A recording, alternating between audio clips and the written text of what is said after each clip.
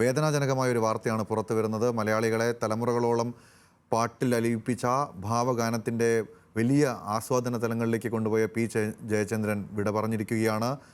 വിവിധ രോഗങ്ങൾ കാരണം അദ്ദേഹം ചികിത്സയിലായിരുന്നു എന്നാണ് മനസ്സിലാക്കുന്നത്. എന്താണ് ഏറ്റവും പുതിയ വിവരങ്ങൾ ഈ വാർത്തയുമായി ബന്ധപ്പെട്ട് പങ്കുവയ്ക്കാൻ കഴിയുന്നത്? ഇപ്പോൾ എങ്ങനെയാണ് സാംസ്കാരിക ലോകം പി ജയചന്ദ്രനെ ഓർക്കുന്നത്? ഗൗതം നേരത്തെ സൂചിപ്പിച്ചതുപോലെ തന്നെ കേരളത്തിൻ്റെ ഭാവഗായകനെയാണ് നമുക്കിപ്പോൾ നഷ്ടമായിരിക്കുന്നത്. ഏറെ നാളായി അദ്ദേഹം ചികിത്സയിലായിരുന്നു.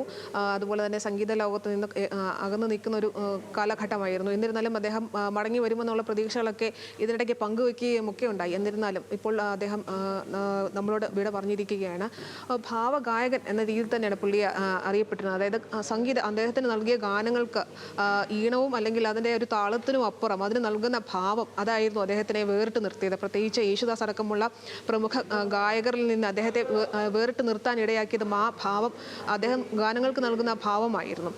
ജി ദേവരാജൻ മാസ്റ്റർ അടക്കമുള്ള പ്രമുഖർക്കൊപ്പം അദ്ദേഹം ഇതുപോലെ അവർ ചിട്ടപ്പെടുത്തിയ ഗാനങ്ങൾ ആലപിച്ചിട്ടുണ്ട്. ജി ദേവരാജൻ, അതുപോലെ തന്നെ MS Baburaj, Dakshinamoorthy Swami, K Raghavan, MK Arjunan master, MS Viswanathan, Ilaiyaraaja, AR Rahman ചിട്ടപ്പെടുത്തിയ സംഗീതത്തിന് പോലും അദ്ദേഹം ശബ്ദം നൽകുകയുണ്ടായി.